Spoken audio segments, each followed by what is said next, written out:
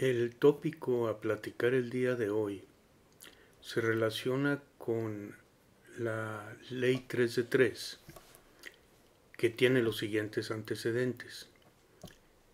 A raíz de una serie de circunstancias que se le han venido a los funcionarios de la Presidencia de la República, incluyendo al presidente, al secretario de Hacienda, al secretario de Gobernación, en donde se han descubierto situaciones que no se ven muy claras respecto a propiedades inmuebles de muy alto valor y la relación de estas propiedades con empresarios mexicanos.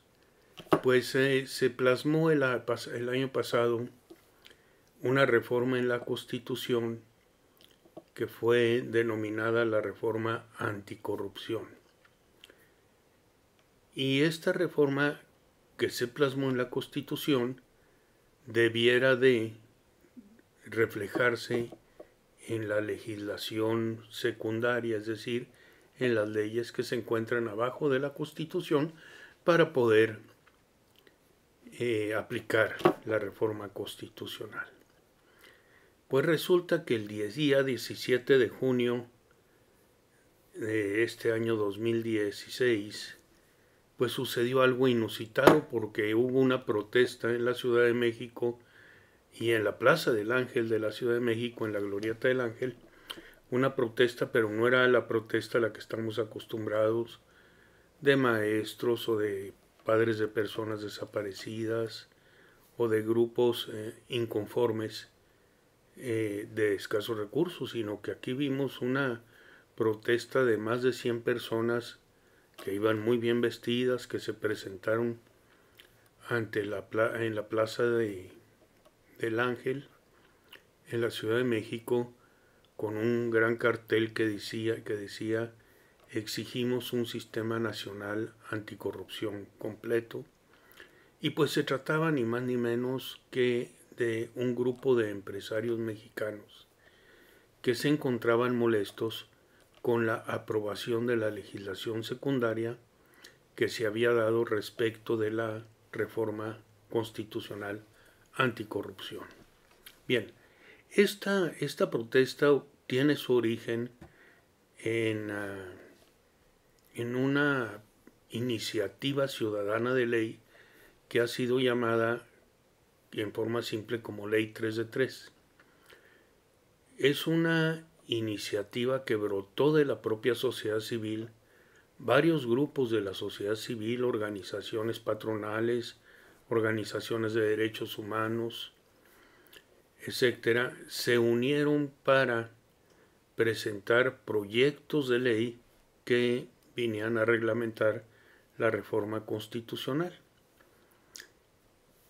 Y empezaron a recabar firmas y tenían que recabar alrededor de 120,000 firmas, pues es tanto el descontento por la corrupción en México que se juntaron más de 630,000 firmas que fueron presentadas al Congreso junto con la iniciativa de ley. Es decir, en pocas palabras, los ciudadanos le dijimos a los señores congresistas: señores, hay una reforma anticorrupción y nosotros queremos que esta reforma, los ciudadanos, queremos que esta reforma se maneje de esta manera. Bien,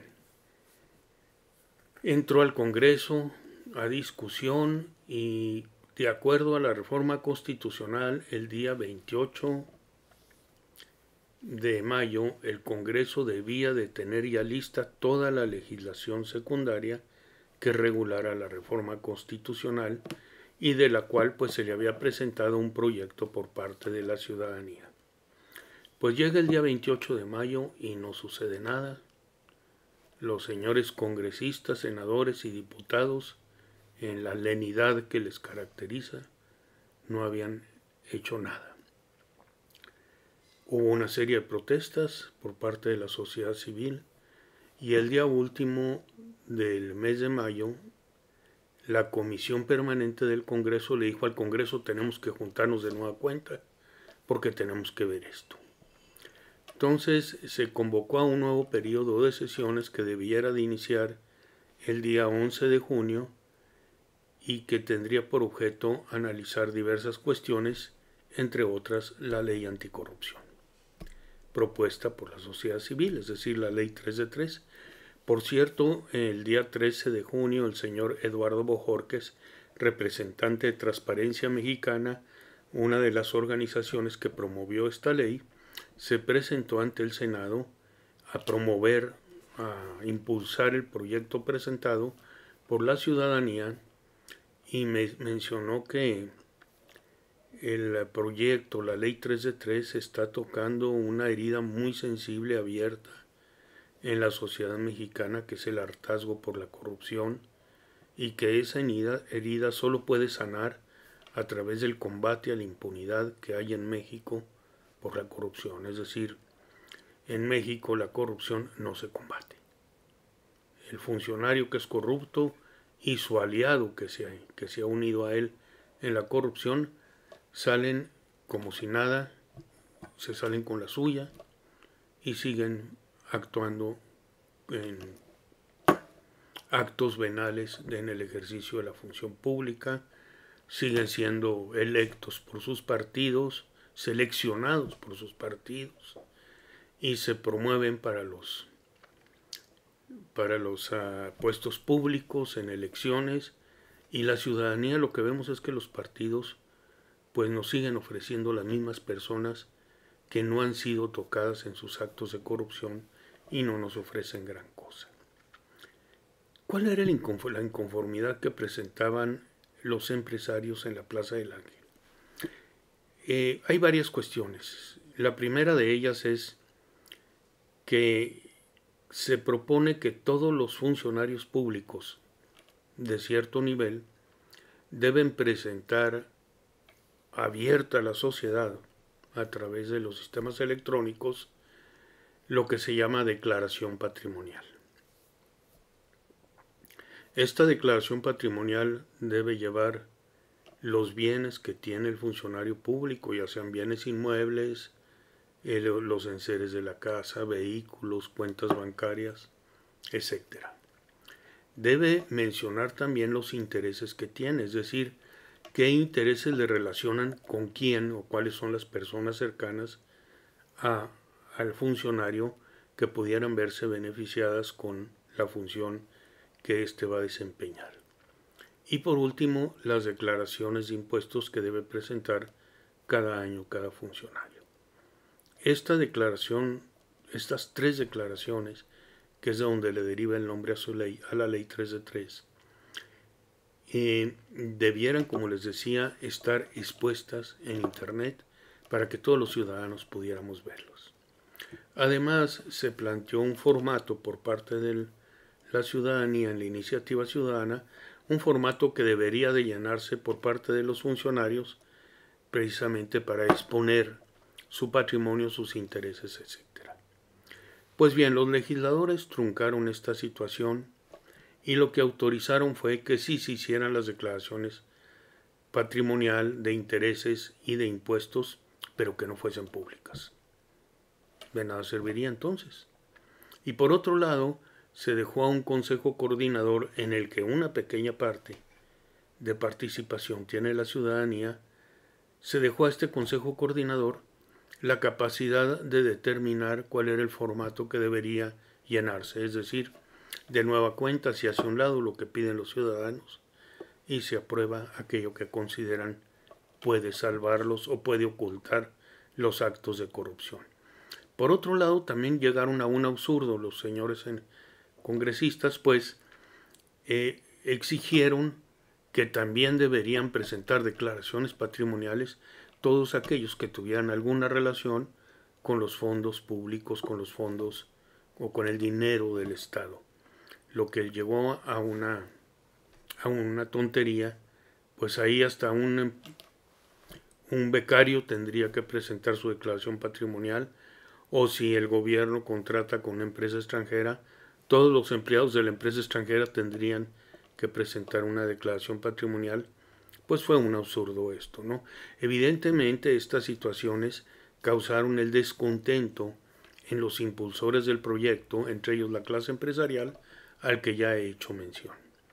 A fin de cuentas, el proyecto llega ante el presidente Peña Nieto. En México, el presidente debe emitir su voto a favor de la ley o devolverla al Congreso con observaciones.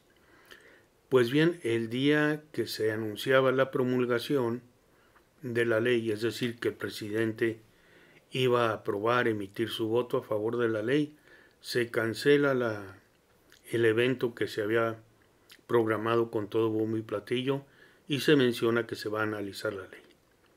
Por fin, el presidente Peña Nieto devuelve la ley haciendo algunas pocas reformas, modificaciones a lo que habían propuesto los senadores, básicamente en lo que se refiere a la necesidad de que todo aquel que tenga relación con los fondos públicos tenga que presentar su declaración.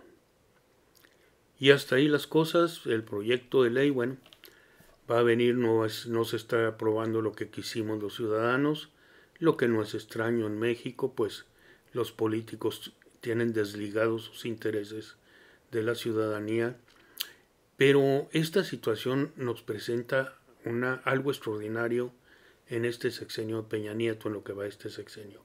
Es la primera vez que el presidente Peña Nieto hace el veto de una ley aprobada por el Congreso. Y esto nos está indicando que ya podemos ver signos de una desaveniencia entre el poder legislativo y el poder ejecutivo en México, desaveniencia que ya se ha manifestado también antes, por ejemplo, en las propuestas de legislación de género y también en las propuestas de reforma sobre la marihuana, que todavía no han sido tocadas por el Congreso a pesar de la insistencia del presidente Peña Nieto. Pues encontramos una desaveniencia que puede convertirse de repente en un divorcio entre la presidencia y el Congreso.